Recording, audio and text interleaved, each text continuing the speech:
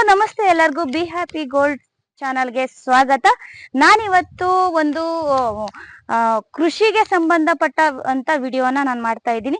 ಇದು ಬಂದು ಅಡಕೆ ಗಿಡ ಸಸಿಗಳು ಬರ್ತಾವಲ್ಲ, ಅವು ಯಾವ ರೀತಿ ಪ್ರಿಪೇರ್ ಮಾಡ್ತಾರೆ, ಯಾವ ರೀತಿ ಬೆಳೆಸ್ತಾರೆ, ಮತ್ತೆ ಯಾವ ಎಷ್ಟು ದಿನ ಆದ್ಮೇಲೆ ಅದನ್ನ ಮಾರಾಟಕ್ಕೆ ಇಡ್ತಾರೆ, ಅದನ್ನ ತಗೊಂಡೋಗಿ ಹೇಗ್ ನೆಡ್ಬೇಕು, ಮತ್ತೆ ಅದಕ್ಕಿಂತ ಮುಂಚೆ ನಾವು ಅಡಕೆ ಗೋಟನ್ನ ಇಟ್ಟು ಸಸಿಗಳನ್ನ ಹೇಗೆ ಪ್ರಿಪೇರ್ ಮಾಡ್ತಾರೆ ಅನ್ನೋದನ್ನ ನಾವು ತಿಳ್ಕೊಳ್ಳೋಣ. ಈ ವಿಡಿಯೋದಲ್ಲಿ ಸಂಪೂರ್ಣವಾಗಿ ಸಿಗುತ್ತೆ ಇನ್ಫಾರ್ಮೇಶನ್, ಮಿಸ್ ಮಾಡದೆ ನೋಡಿ.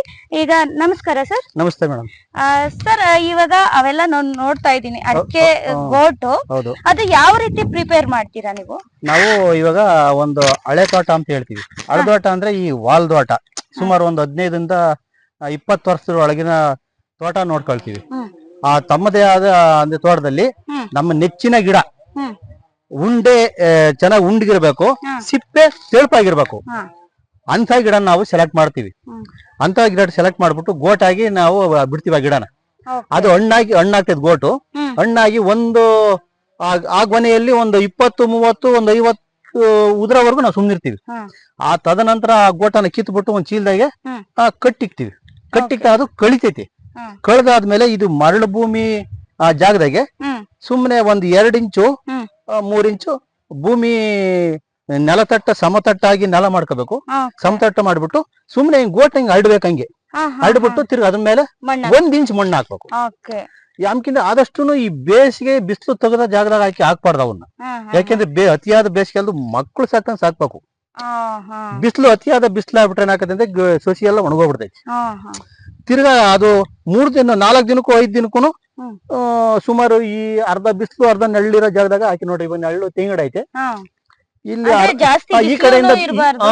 ಈ ಕಡೆಯಿಂದ ಬಿಸಿಲು ಬಂದಾಗ ಬಿಲ್ದಾಗತ್ತೈತೆ, ಈ ಕಡೆ ಬಂದು ನೆರಳು ಬೀಳ್ತೈತೆ.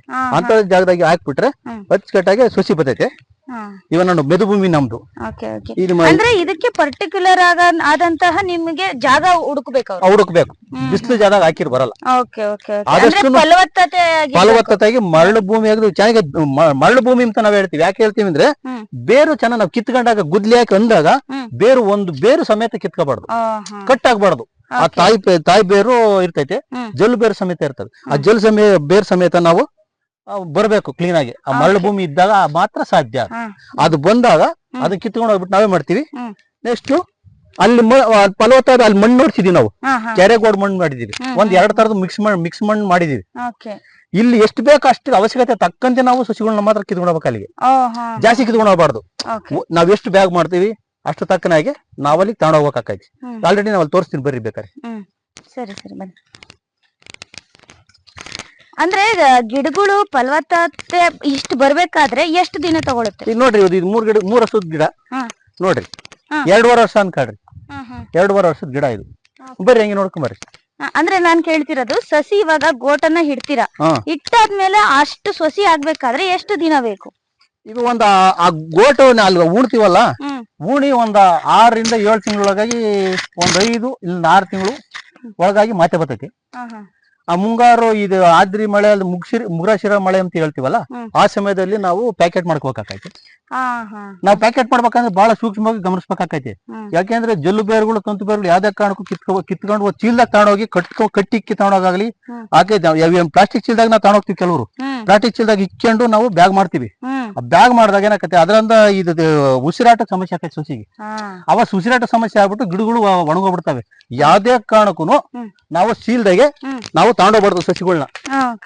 ನಮ್ಗೂ ಉಸಿರಾಡ ಗಾಳಿ ಬೇಕಲ್ವಾ, ಸಸಿಗಳಿಗೂ ಉಸಿರಾಡ ಜಾಗ ಗಾಳಿ ಬೇಕು. ಹಾಗಾಗಿ ಬರ್ತೀನಿ, ಹೇಳ್ತೀನಿ ಬರ್ರಿ. ಇವಾಗ ಪ್ಯಾಕಿಂಗ್ ಮಾಡ್ತಾ ಇದ್ದೀವಿ. ಆಲ್ರೆಡಿ ನಾವು ಇವತ್ತು ಪ್ಯಾಕಿಂಗ್ ಮಾಡ್ತಾ ಇದ್ದೀವಿ. ಇವತ್ತು ತೋರಿಸಿ ನೋಡ್ರಿ, ಇವಾಗ ಇವೆಲ್ಲ ಪ್ಯಾಕಿಂಗ್ ಮಾಡಿದೀವಿ. ಅವನ್ನ ನೋಡ್ರಿ. ಇದು ಪ್ಯಾಕಿಂಗ್ ಮಾಡಿ ಎಷ್ಟು ದಿನ ಆಗಿದೆ? ನಾವು ಒಂದು 20 ದಿನ ಆಯ್ತು ಅಷ್ಟೇ. ಇವೆಲ್ಲ ಫುಲ್ ಎಷ್ಟು ಸಾವಿರ ಇದಾವೆ ಸರ್? ಒಂದು 2,000 ಇದಾವೆ. ಬರೀ ಈ ಕಡೆ ಇಡಿ, ಈ ಕಡೆ ನೋಡ್ರಿ. ಇದೂನು ಅಷ್ಟೇನಾ? ಇವೆಲ್ಲ ಅಷ್ಟೇ. ಇವು ಇನ್ನು ಮುಂಗಾರಿಗೆ ನೆಕ್ಸ್ಟ್ ಇನ್ನೊಂದು 7-8 ತಿಂಗಳಿಗೆಲ್ಲ ತಿರುಗಿ ಬಂದ್ಬಿಡ್ತದೆ ಸಸಿ ಇದು. ಹೌದೌದು. ಈ ತರ ಚಿಕ್ಕದು ದೊಡ್ಡದು ಏನ್ ಪ್ರಾಬ್ಲಮ್ ಆಗಲ್ಲ? ಇಲ್ಲ, ಅದೆಲ್ಲ ಇನ್ನು ಸಣ್ಣ ಮಾತೆ ಅಲ್ವಾ, ಅದ್ ಬರ್ತೈತೆ. ಅದ್ ಬಂದಾದ್ಮೇಲೆ ನೆಕ್ಸ್ಟ್ ನಾವು ಒಂದ್ ಸ್ವಲ್ಪ ಗೊಬ್ಬರದ ಏನೋ ಸ್ವಲ್ಪ ಹಾಕಿರ ಗೊಬ್ಬರನ ಬರ್ತೈತಿ, ಸಸಿ ಬರ್ತೈತಿ. ಬರ್ರಿ ಈ ಕಡೆ ಬರ್ರಿ.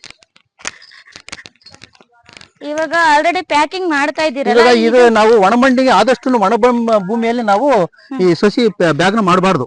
ಹ್ಮ್ ಹ್ಮ್ ಹ್ಮ್ ಯಾಕೆ ಮಾಡಬಾರ್ದು ಅಂದ್ರೆ ಈಗ ನೋಡ್ರಿ, ಇದು ನಾವು ಸಸಿ ಕಿತ್ಕೋಬೇಕಾದ್ರೆ ಇನ್ನು ಸ್ವಲ್ಪ ನೀರ್ ಹಾಯಿಸಿ ನಾವು ಕಿತ್ಕೋಬೇಕಾಕೈತಿ. ಈ ತರ ಬೇರ್ಗಳು ಸಮೇತ ಎಲ್ಲ ಬರ್ಬೇಕು. ನೋಡ್ರಿ ನಾವು ಈ ಕಡೆ ಇದನ್ನ ನೋಡ್ರಿ,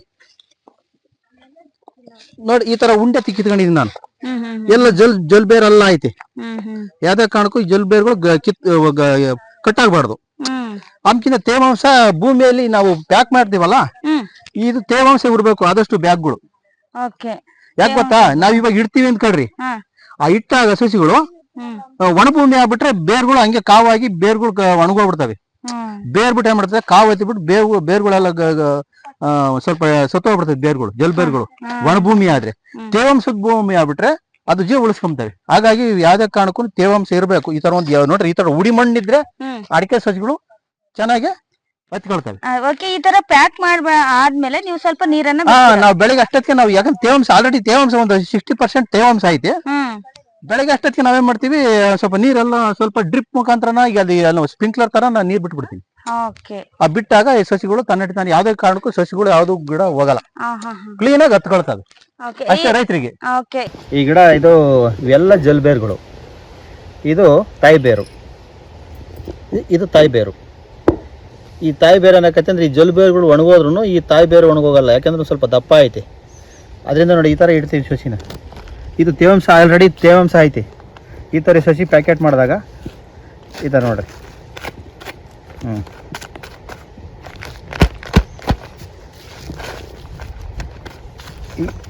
ಇದನ್ನ ಇದು ಭರ್ತಿ ಮಾಡ್ಬೇಕು. ಈ ತರ ಫುಲ್ ಭರ್ತಿ ಮಾಡಬೇಕು. ಈ ತರ ಭರ್ತಿ ಮಾಡಿದಾಗ ನಾವು ಹಿಂಗೆ ಇಡ್ತೀವಿ ಅಂತ, ನೆಕ್ಸ್ಟ್ ನಾವು ನೀರು ಬಿಟ್ಟಾಗ ಒಂದು 1/2 ಇಂಚು 1 ಇಂಚ್ವರೆಗೂ ಡೌನ್ ಆಗ್ತೈತೆ ಮಣ್ಣಿದು. ಅದಕ್ಕೆ ಭರ್ತಿ ಮಾಡಬೇಕು ಅಂತ ನಾನು ಹೇಳೋದು. ಈ ಥರ ಇದ್ರೆ ಬೇಗ ಒಣಗಲ್ಲ. ಕೆಲವರೊಂದು ರೈತರು ಏನು ಮಾಡ್ತಾರೆ ಅಂದರೆ ಇವನ್ನೆಲ್ಲ ಈ ಥರ ಕಿತ್ಬಿಡ್ತಾರೆ. ಈ ಥರ ಕಿತ್ಬಿಟ್ಟು ಈ ಪ್ಲಾಸ್ಟಿಕ್ ಕವರ್ನದೊಳಗೆ ಈ ಚೀಲ ಮಾಡಿಬಿಡ್ತಾರೆ. ಚೀಲ ಮಾಡಿಬಿಟ್ಟು ತಂದುಬಿಟ್ಟು ನಿಧಾನಕ್ಕೆ ಬೆಳಗ್ಗೆ ಕಿತ್ಕೊಂಡವ್ರು ಸಾಯಂಕಾಲದವರೆಗೂ ಪ್ಯಾಕೆಟ್ ಮಾಡ್ತಾ ಹೋಗ್ತಾರೆ. ಅದು ಯಾವುದೇ ಕಾರಣಕ್ಕೂ ಸಸಿ ಉಳಿಯಲ್ಲ. ಯಾಕೆಂದರೆ ಈ ಜಲ್ಬೇರುಗಳೆಲ್ಲ ಒಣಗಿರ್ತವೆ, ಒಣ ಭೂಮಿ ಪ್ಯಾಕೆಟ್ ಮಾಡಿರ್ತಾರೆ. ಹಾಗಾಗಿ ಸಸಿ ಉಳಿಯಲ್ಲ, ಒಣಗೋಗ್ಬಿಡ್ತೈತಿ. ಅದು ನಾವು ಅವಾಗ ಭಾಳ ಸುರಕ್ಷತೆ ವಹಿಸ್ಬೇಕಾಗತ್ತೆ ಸಸಿಗಳನ್ನ. ಅಂದ್ರೆ ಇನ್ನೊಂದು ಅರ್ಧ ಗಂಟೆ ಅಷ್ಟೊತ್ತಿಗೆ ನಾವು ಪ್ಯಾಕ್ ಮಾಡ್ತೀವಿ. ಅದೇನೆ, ಇವಾಗ ನಾವೇನ್ ಮಾಡ್ತೀವಿ, ಇನ್ನೊಂದು ಅರ್ಧ ಗಂಟೆ ಒಳಗೆ ನಾವು ಪ್ಯಾಕೆಟ್ ಮಾಡ್ತೀವಿ ಅಂತಂದ್ರೆ ಆಗಾಗ್ಗೆ ಕಿತ್ಕೊಳ್ಬೇಕು. ಸಸಿ ಮಡಿ ಇರ್ತೈತಲ್ಲ, ಆ ಸಸಿ ಮಡಿಯಿಂದ ಒಂದು ಅರ್ಧ ಗಂಟೆ ಹಿಂದೆ ಮುಂದೆ ಕಿತ್ಕೋಬೇಕಾಗತ್ತೆ. ನೋಡ್ರಿ, ಇವಾಗ ನಾನು ಈ ಮಣ್ಣು ಇವಾಗ ಕಪ್ಪು ಮಣ್ಣು ಐತಿ, ಇದ್ರಾಗೆ ಕಪ್ಪು ಮಣ್ಣು ಐತೆ, ಕೆಂಪು ಮಣ್ಣು ಐತಿ, 2 ಥರದ ಮಣ್ಣು ಮಿಕ್ಸ್ ಮಾಡಿದ್ದೀನಿ.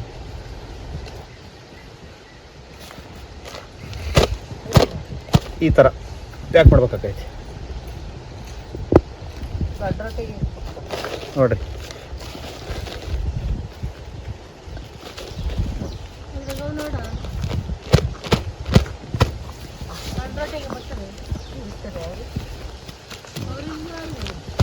ಈ ಥರ ಭರ್ತಿ ಮಾಡಿ ಇಡಲೇಬೇಕು.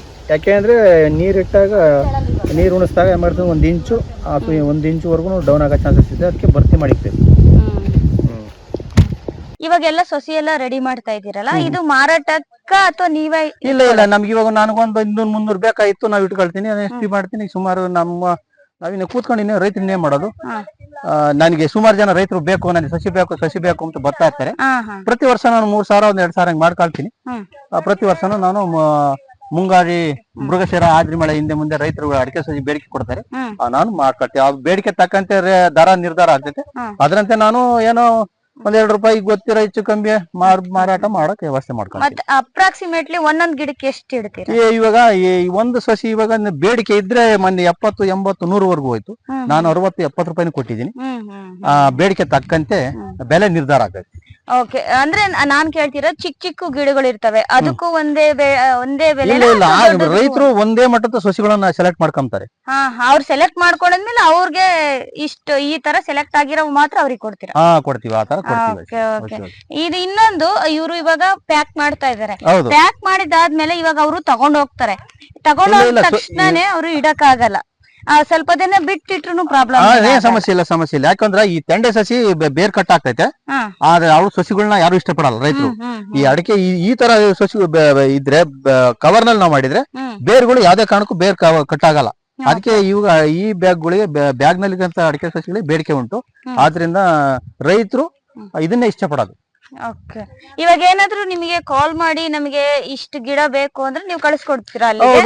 ಅವರೇ ಬಂದು ತಗೊಂಡು ಹೋಗ್ಬೇಕಾ? ಇಲ್ಲ, ಅವರೇ ಬಂದು ತಗೊಂಡು ಹೋದ್ರೆ, ಯಾಕೆ ಇಲ್ಲೇ ಬಂದು ಸೆಲೆಕ್ಟ್ ಮಾಡ್ಕೊಂಡು ನನ್ಗೆ ಇಷ್ಟು ಸಸಿ ಬೇಕು ಅಂತ ನಮ್ಗೆ ಹೇಳಿದ್ರೆ ನಾವೇನು ಅವ್ರಿಗೆ ಆಯ್ತು ಅಂತ ಹೇಳಿ ನಾನು ವ್ಯವಸ್ಥೆ ಮಾಡ್ತೀನಿ. ಮುಂಗಾರಿ ನೆಕ್ಸ್ಟ್ ಒಂದ್ 7-8 ತಿಂಗಳು ಕಳೆದ್ಮೇಲೆ ಮುಂಗಾರಿ ವ್ಯವಸ್ಥೆ ರೆಡಿ ಬರ್ತಾವ ಅಷ್ಟೇ, ಅವಾಗ ನಾನು ಕೊಡಕ್ಕೆ ವ್ಯವಸ್ಥೆ ಮಾಡ್ತೀನಿ ನಾನು.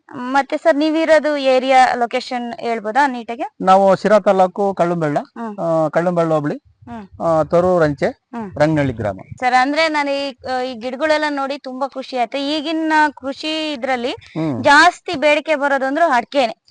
ಅಡಿಕೆ ಇಲ್ಲಾಂದ್ರೆ ತೆಂಗು, ಬಾಳೆ ಕಮ್ಮಿನೇ. ಕೆಲವ್ರು ಇಷ್ಟಪಡ್ತಾರೆ, ಕೆಲವ್ರು ಇಷ್ಟಪಡಲ್ಲ ಬಾಳೆ ಮಾತ್ರ. ಈ ತೆಂಗು ಮತ್ತೆ ಅಡಿಕೆ ಗಿಡಗಳನ್ನೇ ಜಾಸ್ತಿ ಇಡ್ತಾರೆ. ಇವಾಗೆಲ್ಲ ತೋಟಗಳೆಲ್ಲ ನಾವು ಮಾಡ್ಬೇಕು ಅಂದ್ರೆ ಜಾಸ್ತಿ ಇಷ್ಟಪಡೋದು ಅವೇ. ಯಾರಿಗಾದ್ರೂ ಕೃಷಿಕರಿಗೆ ಈ ಅಡಿಕೆ ಸಸಿಗಳು ಏನಾದ್ರೂ ಬೇಕಾದ್ರೆ ಈ ನಂಬರ್ಗೆ, ಕೆಳಗಿನ ನಂಬರ್ಗೆ ನೀವು ಸಂಪರ್ಕಿಸಿ. ಈ ಮಾಹಿತಿಯನ್ನ ಫುಲ್ ಇನ್ಫಾರ್ಮೇಶನ್ ಅನ್ನ ಕೊಡ್ತಾರೆ. ನೀವು ಬುಕ್ ಮಾಡ್ಕೊಂಡು ಇಲ್ಲಿಗೆ ಬಂದು ತಗೊಂಡೋದ್ರೆ ತುಂಬಾ ಉತ್ತಮ. ಅಂದ್ರೆ ನೀವೇ ಸೆಲೆಕ್ಟ್ ಮಾಡಿ ಗಿಡಗಳನ್ನ ತಗೊಂಡು ಹೋಗ್ಬೋದು. ಈ ವಿಡಿಯೋ ಇಷ್ಟ ಆಗಿದ್ರೆ ಲೈಕ್ ಮಾಡಿ, ಶೇರ್ ಮಾಡಿ, ಕಮೆಂಟ್ ಮಾಡಿ. ಮತ್ತಿಷ್ಟು ಹೊಸ ವಿಡಿಯೋ ಜೊತೆ ಬರ್ತೀನಿ. Thank you.